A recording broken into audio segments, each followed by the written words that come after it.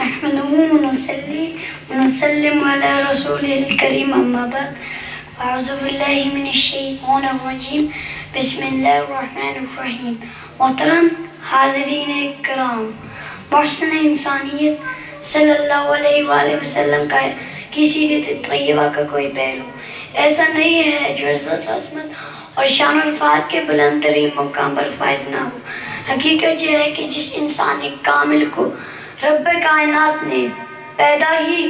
تکمیل اخلاق کے لیے کیوں، بھلا وہ کیسے جامعیت اکملیت کا پیکر نہ ہوگا. یہی وجہ ہے کہ کوئی صنعتکار ہو یا تاجر، باپ ہو یا پسر، نبی ہو یا ولی، راعی ہو یا رعایا، علم ہو یا مبلغ،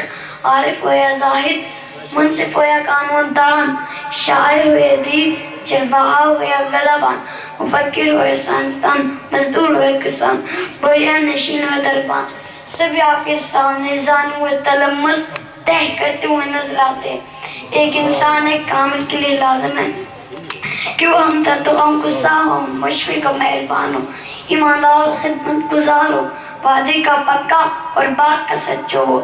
بلند حوصلہ اور بلند کردار ہو، غیرت مند اور خوددار ہو، اور سب سے بڑھ کر یہ ہے کہ خالق کا وفادار ہو. اور بلا شبہ حضور پاک صاحب اللہ صلی اللہ علیہ وآلہ وسلم کا ایک ایک فعل اور ایک ایک قول خرد و کلا کے مشعل راہ کا کام دیتا ہے. نگاہ عشق و مستی میں وہی اول وہی آخر، وہی قرآن، وہی فرقان، وہی یاسین، وہی